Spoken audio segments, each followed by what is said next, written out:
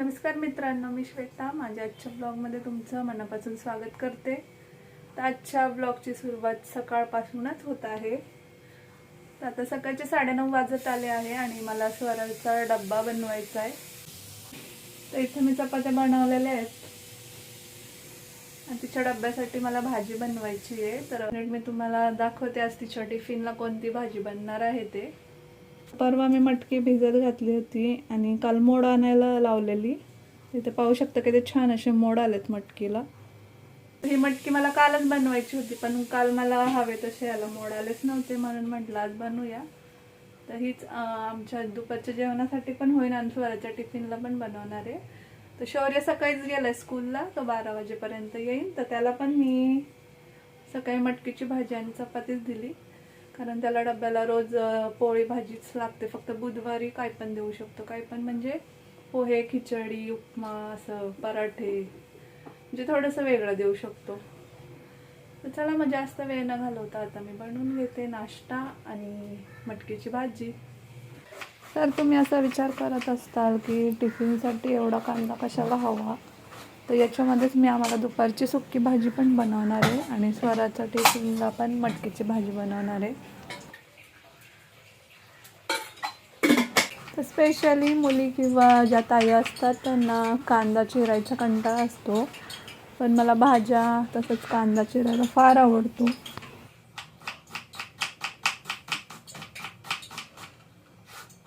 तर आज जी मी मटकीची सुक्की भाजी बनवणार आहे ती हिरवी मिरची घालून बनवणार आहे। तर कधी कधी लाल तिखट असतं मसाला, त्याच्यामध्ये पण बनवते।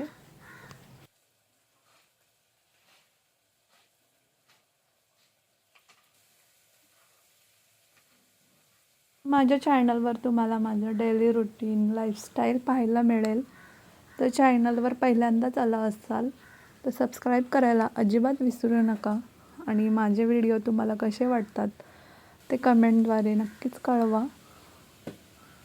आणि शेजारी बेल आयकॉन असतं ते प्रेस करायला अजिबात विसरू नका, कारण मी टाकलेले व्हिडिओची नोटिफिकेशन तुमच्यापर्यंत जर लवकर पोचायचे असेल तर तुम्हाला बेल आयकॉन प्रेस करावा लागेल। सर्व मम्मींचं जसं बिझी रुटीन असतं तसंच माझंसुद्धा आहे। सकाळी 7 ते 8 या 1 तासामध्ये मला शौर्याचं स्कूलचं आवरावं लागतं। त्यानंतर 9 ते 10 या टायमामध्ये मला स्वराच्या स्कूलचं आवरावं लागतं। तर हे सर्व करताना खरंच खूप दमछाक होते आणि आपल्या आईने पण आपल्यासाठी असंच केलं असेल याची पण जाणीव होते। स्पेशली मला जेव्हा मुलांचं स्कूल असतं तेव्हा जास्त आवडतं, कारण आपली कामं पण वेळेवर होतात। आणि जेव्हा मुलं घरी असतात तेव्हा मग दिवसभर त्यांचा दंगा चालू असतो। त्यानंतर सुट्टी असल्यावर मुलं उशिरा उठतात, त्यांच्यामुळे आपण पण थोडंसं उशिरा उठतो। मग पूर्ण दिवस कामामध्ये जातो आणि जास्तीत जास्त आळस त्याच दिवशी आपल्याला येतो। पण आपल्याला कितीही आळस आला तरी आपण आपल्या मनाला नेहमी पॉझिटिव्ह ठेवायचं, जेणेकरून आपली जी काही कामं आहेत ती पटकन होतात आणि आपला मूड पण फ्रेश राहतो। आपण आपल्या मेंदूला जो संकेत देतो त्याप्रमाणेच आपला मेंदू काम करत असतो। त्यामुळे जेव्हा आळस आलेला असेल तेव्हा हे काम माझं पटकन कसं मी करून घेईन याच्याकडे जास्त फोकस करायचं, म्हणजे ते काम पण होतं आणि मग आपण निवांत पण होतो। तर आज नाश्त्यामध्ये मॅगी बनणार आहे। तर कधीतरी असं शॉर्टकट असतो आणि आताच्या मुलांचं कसं असतं, त्यांना चहा चपाती रोज आवडत नाही, तर त्यांना काही ना काही वेगळं बनवून द्यावं लागतं। मग कधीतरी माझ्या नाश्त्यामध्ये मॅगी हा पण ऑप्शन असतो।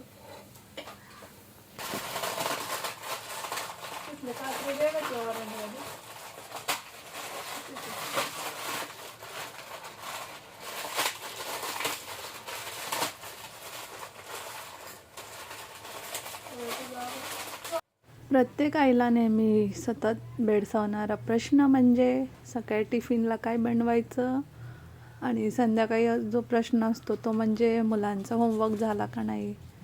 तर खरंच या 2 प्रश्नामधनं आईची सुटका कधी होतच नसते।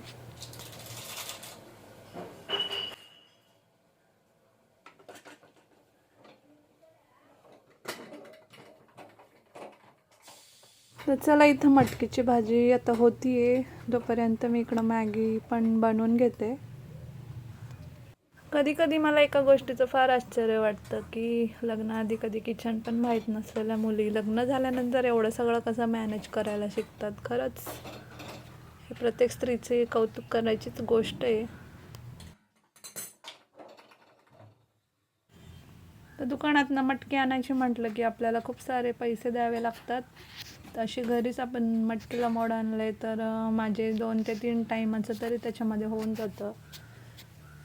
तर माझं याच्यामध्ये एक प्लॅनिंग असतं. एकदा सुक्की मटकी करायची, एकदा त्याचा भात बनवायचा आणि एकदा मिसळ बनवायची. तर हे माझं नेहमीचंच ठरलेलं असतं. तर तुम्ही सुद्धा असंच करता का मला नक्कीच कळवा.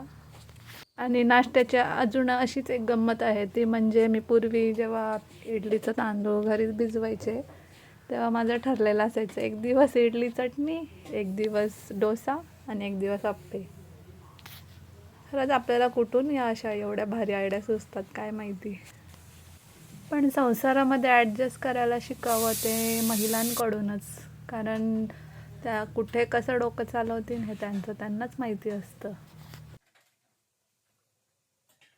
चला आता इथं स्वरासाठी मस्त गरमागरम मॅगी मी दिली आहे. तर मी ती स्कूलला गेल्यानंतर नाश्ता करत असते.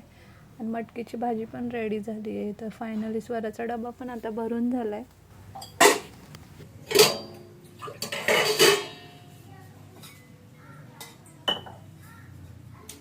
तर स्वरा स्कूलला गेली आहे आणि मी माझ्यासाठी चहा बनवते.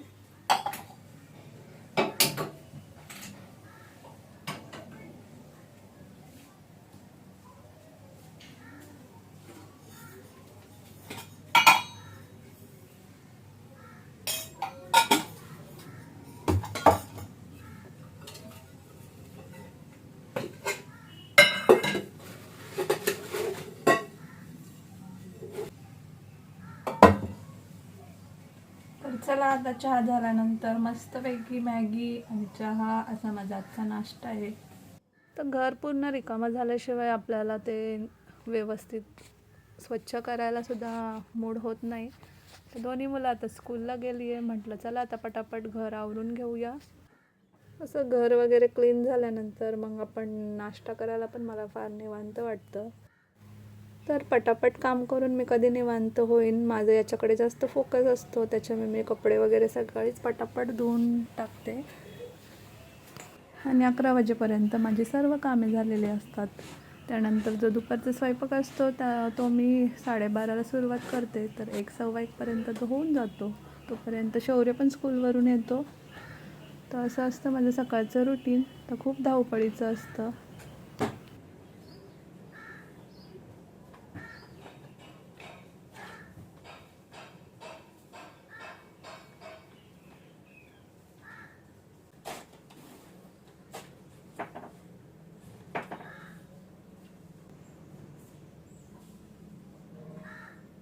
तर चला मग आता फायनली सगळी कामं झाली. इथं घर पण आवरून झालं.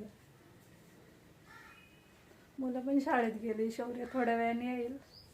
म्हणजे आता 11 वाजत आले ते. शौर्य अजून 1 तासाभरात येईल. इथं मी आता मॅगी गरम करून घेतली. सोबत आहे ब्लॅक चहा. तर चला मग आता मी मस्तपैकी नाश्ता करून घेते. तर या सगळ्यांनी नाश्ता करायला. ते बघा कोण आले आता. कोण आलंय बघू. दिलू आमचा आलाय आता स्कूलवरून.